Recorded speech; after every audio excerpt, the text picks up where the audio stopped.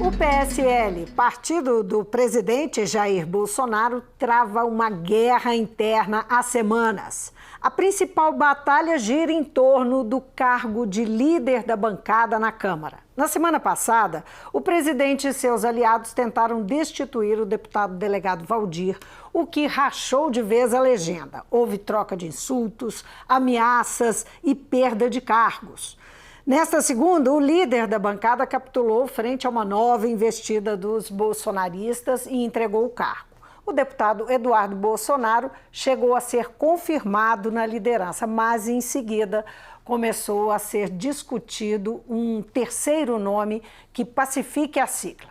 Bom, até agora é isso. Agora, o que significa essa guerra dentro do PSL, envolvendo diretamente o presidente da República? Que impacto pode ter sobre a pauta do governo e a relação do Planalto com o Congresso? E o que esse imbróglio diz da política brasileira neste momento? A entrevista de hoje é com o cientista político do Instituto Ver, Malco Camargos. Muito bem-vindo, Malco. Obrigado, Vivian. Malco, são semanas de crise do PSL, não é? E que se agravou nos últimos dias. Agora, como é que você enxerga esse imbróglio? O que está em jogo nessa disputa? Os brasileiros que falavam que a situação política do país não poderia ser retratada no House of Cards, aquele seriado Netflix que retrata a política americana, parecia fantástico demais. Percebem agora uma frase muito clara que foi dito pelo personagem principal, o Frank Underwood, na relação entre poder e dinheiro.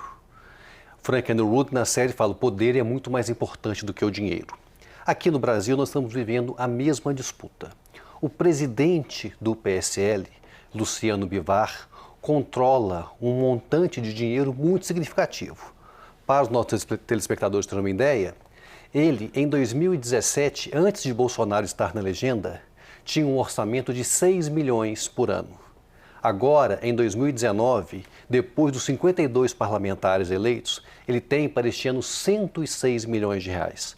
Isso é mais do que um prêmio acumulado várias vezes na Mega Sena para ser usado por uma única pessoa com total liberdade, muito pouco constrangimento jurídico, dado que, inclusive, foi uma tentativa de um projeto de lei para colocar mais limites no gasto do fundo partidário, que acabou sendo vetado pelo presidente da República.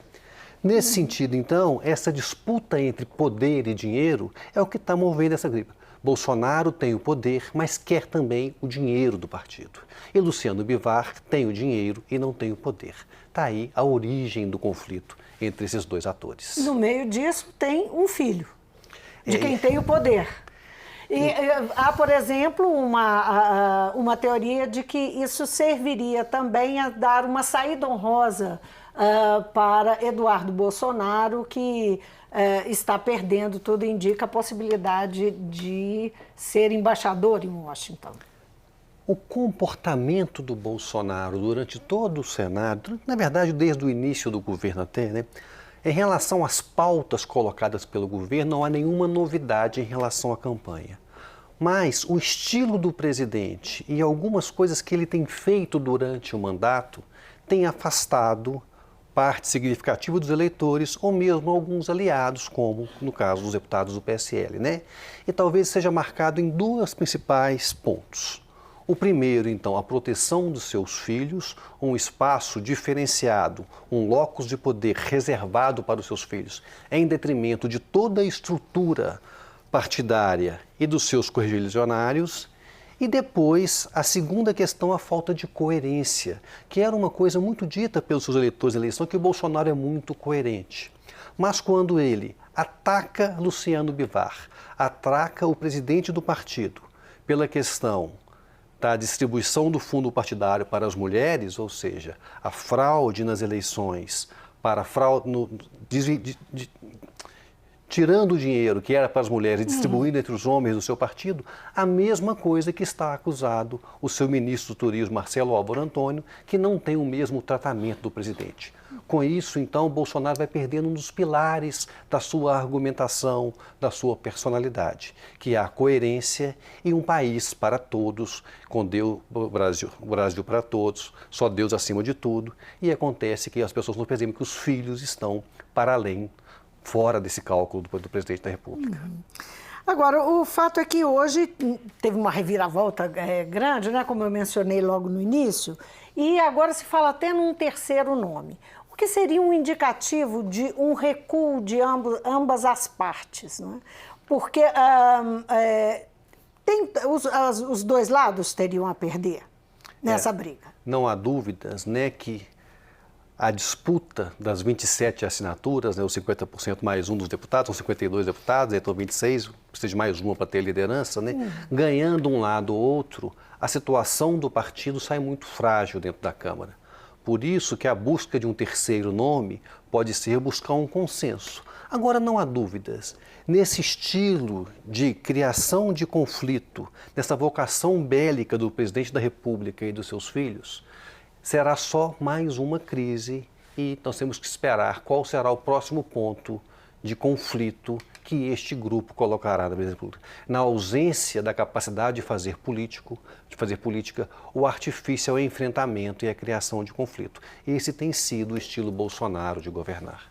Agora, sobre o grupo, né, que integra o PSL, que forma essa bancada na Câmara especificamente, que é o que está em foco aí nesses últimos acontecimentos, o próprio presidente do partido, Bivar, também é deputado, não é? Deputado federal.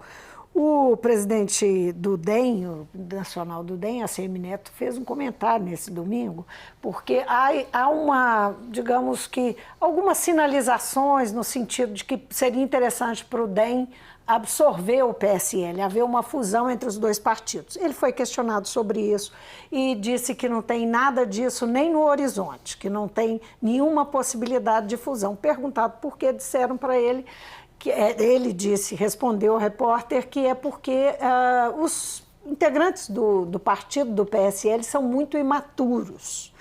E ele estava fazendo referência a uma série de trocas de acusações, de acontecimentos, né, de briga pública que aconteceu. Como é que você percebe esse aspecto, né? Esse grupo que forma a bancada do PSL, que ascendeu ao poder a grande maioria pela primeira vez? Né? É muito interessante, né, quando você pensar que é possível um líder, um político mais experiente, abrir mão de tanto dinheiro pensando o que vem junto com esse recurso, ou seja, quanto problema que ele pode herdar. Mostra que alguns líderes têm uma noção muito melhor do que é a relação entre poder e dinheiro na política. Às vezes é melhor se manter o poder com menos dinheiro num grupo mais coeso do que fazer uma junção de pessoas buscando uma promoção pessoal e um protagonismo constante nas redes sociais. Isso eu acho que é uma outra coisa que impressiona muito neste conflito. A necessidade de mostrar-se em evidência em relação aos demais, criando conflitos e enfrentando um ao outro dioturnamente. Essa tem sido a história do governo Bolsonaro, essa é a história dos membros do PSL na Câmara Federal, essa é a história dos membros do PSL aqui nesta casa, ou seja, uma necessidade de um enfrentamento constante, jogando para a plateia e com isso consegue a adesão de alguns seguidores, mas também um desgaste enorme entre os pares e para a política nacional. Mas se o presidente do DEM rechaçou aí a possibilidade de fusão com o PSL, por outro lado, o Rodrigo Maia tem feito, o presidente da Câmara, umas sinalizações, uns afagos nos PSListas. Né? Não há dúvidas, né, que um montante de 106 milhões de reais no ano eleitoral ou de mais de 300 milhões de reais para o ano eleitoral é altamente sedutor para qualquer partido. Agora, o cálculo tem que ser feito em relação aos riscos. E eu acho que um político mais experiente vai fazer isso, pensando a longo prazo e não a curto prazo. Às vezes, a política, quando começa, um deputado de primeiro mandato, né, ele quer mostrar serviço, quer prestar as contas rápido à sua base. Um político mais experiente sabe que um projeto político se constrói com mais tempo, com mais articulação. Eu acho que essa é uma diferença significativa entre a velha política e que é interessante que tem sido chamada agora para tentar pôr panos quentes. Né? A troca da liderança, por exemplo, passa para alguém da velha política. Agora, o MDB... A liderança do Congresso. A liderança do governo, do Congresso, passa para o MDB. Né? Então, mostrando uma necessidade de uma articulação com a velha política, aquela que o eleitor, quando votou em Bolsonaro, não queria ver perto do círculo do poder. Agora, Malco, hoje nos jornais também tem a notícia de que o presidente está recebendo lideranças dos partidos que integram o chamado Centrão no Congresso, né? Aqueles parlamentares que são do PSD, que são do MDB, que são, enfim, é uma gama de partidos que estão posicionados, que foram muito importantes no último governo, não é? No governo do Temer, tiveram algum papel também no governo de Dilma Rousseff, e que foram rechaçados como a velha política. Houve até uma tentativa lá atrás de entendimento. E agora o presidente Jair Bolsonaro estaria recebendo essas lideranças, recebeu inclusive o Kassab, e conversando já na perspectiva de precisar deles, não é? Como digamos, uma base mais sólida para ele, se ele ficar com esse partido rachado desse jeito. O que é isso, né? E o que isso pode significar daqui para frente na relação do Executivo com o Legislativo? O presidente aprendeu a duras penas, e podia ter aprendido muito tempo antes de ter que fazer isso agora, que não se conduz um projeto no nível executivo, na relação com o executivo legislativo, sem um apoio maciço dos parlamentares. O volume de derrotas sucessivas deste governo é algo impressionante. Nunca antes na história um presidente sofreu tantas derrotas de medidas provisórias no Congresso. E, às vezes, quando passa no Congresso, ainda enfrenta desgaste com outras instituições do poder, como o Supremo Tribunal, como aconteceu na semana passada. Ou seja, se o presidente não mudar o seu estilo, dificilmente ele consegue chegar até o fim no seu mandato. Agora, não basta tomar café com lideranças políticas. É fundamental que nessa articulação ele passe a atender os interesses específicos destes parlamentares. E atender os interesses específicos no Brasil significa a distribuição de cargos e poder.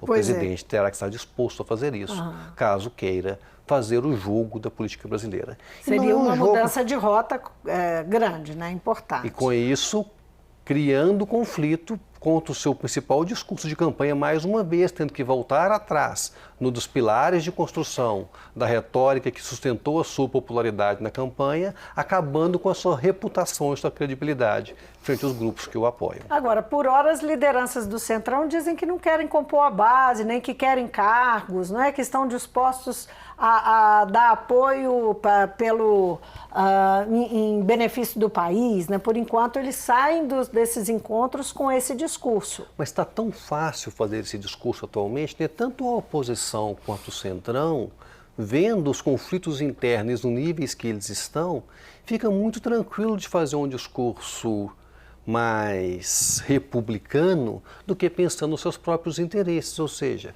o presidente deixar chegar conflitos a este nível, deixando que o próprio Centrão ou a oposição possa sentar no camarote para esperar o desfecho de uma crise para a partir daí se posicionar, é muita inabilidade política e o preço é muito alto.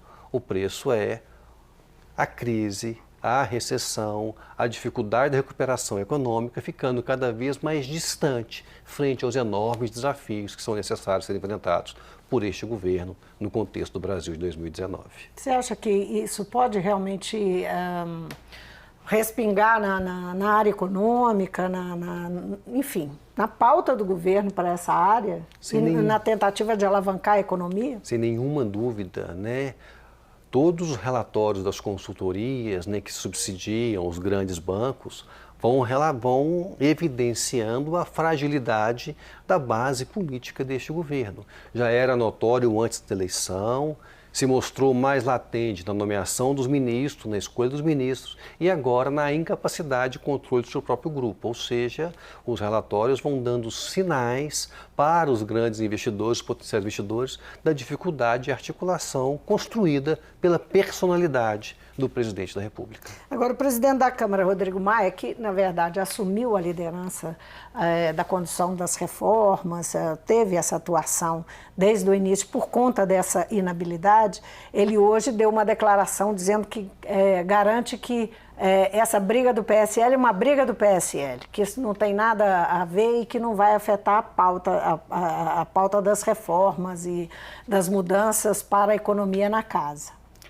Quando um parlamentar passa a ameaçar o outro, dizendo que pode denunciar as coisas que ele sabe dos bastidores da política, quando um parlamentar grava uma reunião privada do outro, do seu próprio colega de partido, feito pelos dois lados, teve quem gravou o presidente, teve quem gravou uma reunião interna no partido, mostra que não se mede consequências na disputa pelo poder e pelo dinheiro. Nesse sentido, não dá para fazer projeções otimistas do comportamento deste grupo em relação a temas de interesse do país. É bom lembrar que o PSL até o momento tem sido muito fiel ao presidente, né? 99% de fidelidade nos votos encaminhados pelo presidente, ou seja, é um partido que cumpriu a sua obrigação de dar o suporte do presidente até o momento. E da agora para frente, esses 26 parlamentares, 25 que ficaram de fora do cenário, vão continuar comportando da mesma maneira? O sinal não é muito positivo para o presidente da República. Agora, você acha que tem, no meio dessa disputa, dessa briga, alguma disputa pela liderança do lavajatismo? Eu acho que o papel do lavajatismo está muito em baixa no momento, né? Assim, o protagonismo do Moro continua, mas as próprias lideranças do Congresso, eles já têm visto isso como algo mais tóxico, sabendo que pode respingar neles aqui para frente. A grande aposta que eles fazem é a consequência do lavajatismo. O que pode unir de novo o PSL, o que pode unir de novo esse grupo bolsonarista é exatamente aquilo que eles pregaram antes, é a liberdade do presidente Lula. Eu acho que a liberdade do presidente Lula, né, que tudo indica, vai acontecer nos próximos dias, certamente pode apaziguar o jogo tendo um inimigo comum e trabalhando pela política brasileira, caso Lula possa ser solto e possa ter a liberdade para poder construir um argumento, um caminho diferente para a política. Isso sim pode unir esse grupo novamente, mas não mais o combate à corrupção, não mais Sérgio Moro, mas aquele inimigo comum, o Partido dos Trabalhadores, na sua figura máxima. É o anti-PT, o anti-Lula mesmo, que ganha o protagonismo. E nesse caso, é bom lembrar, este grupo antipetista continua sendo maior do que o grupo petista. Ele já não é maior do grupo que não quer nenhum lado, nenhum outro. Mas quando enfrentar os petistas versus os bolsonaristas, não há dúvida que os petistas hoje saem em desvantagem nesse enfrentamento. Agora, Bolsonaro entrou no PSL, que era um partido nanico, no início de 2018, e antes disso ele passou por 7 partidos. Né? Ele nunca teve vínculo partidário de fato, né? As siglas serviam para que ele se elegesse, isso é a história realmente dele. Ele teria como manter essa posição, digamos, essa falta de vocação partidária por 4 anos, sem outros problemas? Como é que você vê essa relação, mesmo que neste momento eles consigam lá o 3º nome na bancada, consigam chegar a um acordo sobre a questão de recursos? São 4 anos, quer dizer, na verdade são mais 3 anos e pouco de mandato pela frente. E os filhos vão continuar lá, não é, participando do poder. Como é que você enxerga esse futuro? Essas legendas de aluguel, né, essa independência, esse empréstimo de legenda que tinham para alguns parlamentares, alguns até com contrato assinado, né, assim, eu assino um contrato que eu tenho autonomia em relação aos diretrizes do partido, o partido não pode questionar o meu mandato, etc. Funcionava bem até a reforma da Lei Eleitoral de 2015. Ou seja, de 2015 para cá, como o dinheiro da política só pode vir de uma única fonte, e essa fonte é controlada pelo presidente do partido, não dá mais para ter uma separação entre a liderança partidária e os mandatários. O TSE já coloca os mandatos proporcionais nas mãos dos dirigentes partidários, ou seja, não é do parlamentar e sim do partido, uma vez que ele faz parte do coeficiente eleitoral. Agora é interessante, como o dinheiro da eleição também vem do partido hoje, é importante que o TSE repense que se alguém ficar sem o mandato partidário, tem que lembrar que o dinheiro que o elegeu veio do partido. Então há uma desconexão da nossa lei eleitoral. Ela mudou a forma do dinheiro, que é o que viabiliza que alguém possa ter chance, de fato, de disputar um cargo público, porque ele faz uso do dinheiro partidário, mas ele não tem um compromisso, se tiver no executivo, de seguir com esse partido agora para frente. Então é importante que os nossos legisladores pensem sobre essa situação. Eu acho que só há dois caminhos. Ou cria-se um vínculo maior, comprometendo os mandatários do executivo a serem obrigados a seguir no partido até o fim, ou que se volte à doação de pessoas jurídicas e cada um possa coordenar o dinheiro que vai financiar a sua campanha. O certo é que, no momento, da forma como está trazendo muito mais problemas do que solução para os impasses da nossa democracia. Agora, Malco, o que esse episódio do PSL nos revela sobre esse momento político do país? O que eu fico muito triste é porque não há nada na história da nossa democracia, de 45 para frente, algo com tantas marcas de um período que nós achamos que tinha superado, e não é um período recente. Nós estamos falando lá do Brasil da República, nós estamos falando do patriarcado, nós estamos falando de alguém que não respeita outros grupos da política.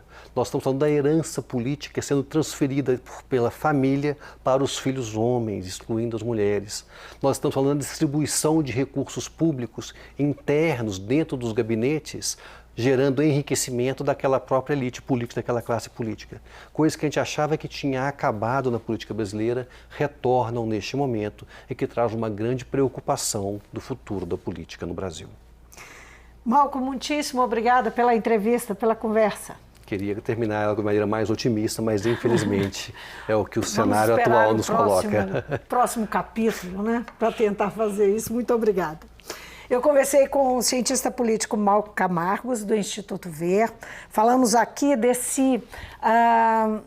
dessa guerra que dura há semanas dentro do PSL, uma disputa interna muito grande, como o Malco falou, uma disputa entre quem tem poder e quem tem o dinheiro dentro do partido, e todos os desdobramentos que foram acontecendo a partir daí, que impacto que isso pode ter, por exemplo, na pauta do governo no Congresso, né, naquilo que é prioritário, por exemplo, as reformas que atingem a área econômica, a gestão econômica do governo, enfim. Passamos em revista aqui os desdobramentos, as possibilidades em relação a essa disputa interna do PSL, que é o partido do presidente da República. O Mundo Político fica por aqui. Se você quiser rever a entrevista, é só acessar nosso site ou YouTube. E para falar conosco por e-mail ou Twitter. Obrigada pela companhia e até a próxima.